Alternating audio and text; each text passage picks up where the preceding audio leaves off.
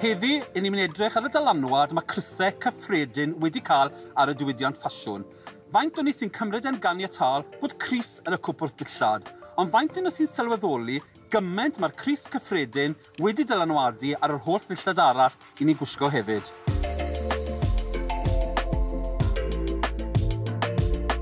Yn hanesyddol, byddai crys yn cael ei gynllunio heb coler, ac erbyn hyn yn cael ei adnabod fel crys dad cu neu'r grandad shirt.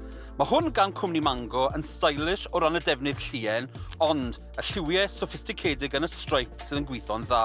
Bydde hwn yn gret naill ai gyda jacket sydd wedi teilwro, ond yn y marn i yn edrych yn gret yn ymarferol gyda trainers a just jeans tin.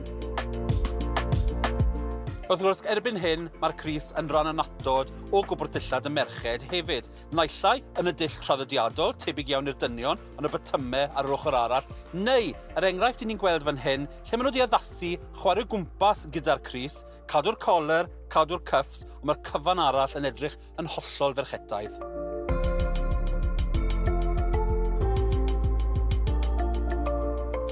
Mae'r crys yma yn y marn i unwaith eto yn hynod stylish oherwydd y lliw hyfryd hafaidd. Mae'r stael smoc yn gret gyda trwser cul tin, a drwy ddefnyddio clystlysiau melyn, mae'r cyfan yn edrych ychydig mwy diddorol. Wrth gwrs, gwellt yw un o prif ddefnyddio'r tymor ar gyfer yr holl cyfwisgoedd, enwedig y bagiau, a'r enghraifft yma yn hyfryd oherwydd y toriad diddorol.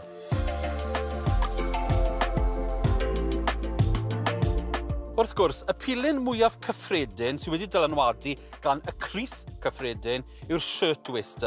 Hynny yw ffrog, maen nhw'n galw'n shirtwaist oherwydd mae'n edrych fel crys at y wast a wedyn ffrog lawr at y llawr. Yn aml iawn mae'r botwnau yn mynd hyd y ffrog a'r belt yn y defnydd yn clymu o gwmpas y canol.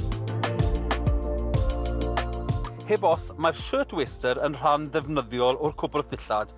Naill ai gallu cael ei gwisgo fel ffrog, yn debyg i'r enghraifft yma, neu yn llac ac ar agor a cael ei gwisgo fel jacket. Mae lliw y ffrog yma yn gweithio yn dda, mae'n sophisticated a rhywbeth sydd yn anusgwyl, a'r defnydd ysgafn sy'n ychydig ysglaen yn rhoi golwg moethus i'r wisg. Mae modd cyfwisgo mewn sawl ffordd, fan hyn i ni dim yn am pethau ymarferol, ond wrth gwrs bydd hon yn gret gyda lliwiau ysgafn hefyd.